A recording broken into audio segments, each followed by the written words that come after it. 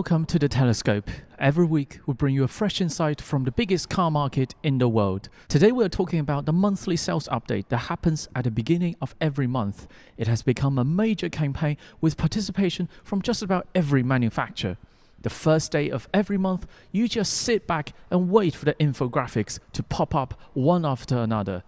I used to be on the releasing side of this massive event, so I can assure you this is a big deal. The whole monthly sales update event started with a few US-listed EV startups as a way of providing more up-to-date info than a quarterly earnings, because that happens every 3 months, and this happens once a month. They're growing so fast that they feel the need to communicate with the public more often. So NIO, as the first Chinese EV startup to be listed in the United States, reported the first ever monthly delivery update on October the 15th, 2018. This is it. You see, initially, it doesn't even happen at the beginning of the month. There was no infographics, just a simple picture of the ES8. And I just noticed this message is posted from an iPhone. That's how casual it was, but soon it got serious. Just 2 months later, NIO released the first infographic. Notice how low resolution this is, but you can see this monthly release is clearly working for NIO. This sharp upward trajectory painted a very promising future. On August 2020, Li Auto joined the monthly sales update group with this. At that time, the pioneer NIO has evolved the infographic to the next level. The NIO logo now sits on the top left corner. The images used in the monthly sales updates are always shot by a NIO user. A few simple lines of text to highlight the key messages of the month and the chart. This layout is very similar to today, and the others soon followed. This is Xpeng's first monthly sales graphic, a very similar layout to NIO. Li Auto very quickly caught up. Just 2 months later, the 3 major EV startups converged on the layout of the monthly sales update. So NIO, Xpeng and Li Auto were growing fast, making lots of noise every month. Although their numbers were still quite modest, but everyone could feel that they have the momentum. Their competitors at the time thought, what a great idea, let's join in. Volkswagen is one of the early EV adopters among the traditional manufacturers. Their progress in China has always come under close scrutiny. So when in September 2021, the ID series monthly sales broke the 10,000 units barrier, they made this very EV startup style poster and did a major campaign. One note to people who are not familiar with the Chinese language: 10,000 in Chinese is a big deal. We have a specific word for 10,000 called 1. Chinese people usually uses 1 or 10,000 to represent big numbers instead of thousand. For example, we don't say 400,000, we say 41. 40 of the 10,000. Get it? So this 10,000 barrier is a significant landmark in the Chinese car market. Please note, this is also combining the 2 joint venture partners, FAW and SAIC. This kind of combined reporting normally only appears in the quarterly earnings of the Volkswagen Group. So for a single month to combine FAW and SAIC to come up with this 10,000 units breakthrough is a bit unusual. Volkswagen was trying to shake off its lackluster image in EV, so they did this poster in a very un-Volkswagen but very Chinese EV startup style. For some of the newcomers, just reporting the monthly sales data at the beginning of the following month is just not racy enough. They have to do something different. So for September 2021, Voyah, or Lantu, a newly established EV division of the Dongfeng Motor Corporation, pulled a stunning move. They released the September sales data, which normally gets released on October the 1st, the first day of the following month, right?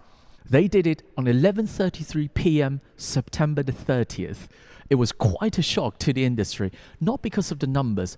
908 units per month is hardly earth-shattering, but this grit and determination that we need to beat everyone else to this. We cannot wait for October the 1st.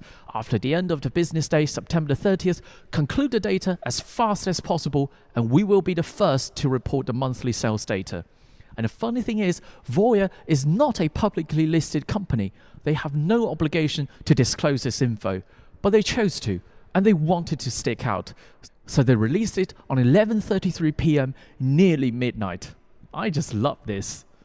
The cutthroat competition, more than anything else, is the key driving force behind the rise of the Chinese manufacturers. So, enough of the history. Let's fast forward to a few days ago, January the 1st, 2023. Can you guess how many manufacturers joined into this monthly ego race? Of course, there are NIO, Li Auto, and Xpeng. There's also Ion, the EV division of the GAC group, Zeekr, we have reviewed the Zeekr 009 on this channel before, Ito, effectively Huawei's partner in the electric vehicle sector. Leap Motor, the first video of the telescope was about their car. The Chang'an Deep Blue, Horizon, Hycan, Skyworth, Rising Auto, and Smart. I must have missed out a few, but you get the idea. This monthly sales update has become a major battlefield for all the manufacturers. Let's pick a few highlights. Firstly is Li Auto. They made a major breakthrough to reach 21,233 units. One of the stars here is right behind me, the Li Auto L8. It is basically a slightly smaller version of the L9. Both of these models broke through 10,000 units per month, and they doesn't seem to grab each other's market base. Plus, Li Auto should have turned a profit in the past quarter. They have done this before, but this time it would not be a one-off but consistent profitability. NIO had its best month so far, but December should have been so much more than 15,815 units. NIO initially forecasted between 43,000 and 48,000 units for Q4 2022. However, with China's new COVID policy and a wave of infections, everyone was affected. I was affected. NIO released a statement on December the 27th, just 4 days to go in that quarter, to scale back the forecast to 38,500 to 39,500 units. Reading between the lines and looking at other sources, the bottleneck seemed to be the final vehicle delivery and registration process. Because on December the 12th, NIO announced the 300,000th production car rolled off its production line. And they only delivered the 289,556th car on December the 31st. So, at least 12,000 cars got stuck between delivery and registrations. But I still have two questions. Firstly, why did this bottleneck only seem to affect NIO? Explanation could be that this December for NIO was a back-heavy month. They scheduled the bulk of the delivery towards the end of the month, which was exactly the moment China made a change on the COVID policy. But there's still question number two. Did NIO make the best effort to inform the investors at the earliest possible time? My opinion is no, because they didn't miss it by a small margin. They missed it by 3,000 units at minimum and 8,000 units at most. That is a huge gap, to the point I don't believe they realized it that late. I know the NIO Day was scheduled on December the 24th, so they probably don't want the flagship event to be affected by this. But still, I think NIO didn't communicate this sizable miss to the investors at the earliest possible time, and this cast a shadow on the credibility of NIO's future business outlook. I mean, a huge downgrade to the current quarter with 4 days to go is never good in any universe, whatever the circumstance. It is NIO's best month so far, but it should have been so much better and should have been handled so much better. Xpeng Recovered to 11,292 units, and that is a relief. When we released the P7 review, it was a difficult time for Xpeng.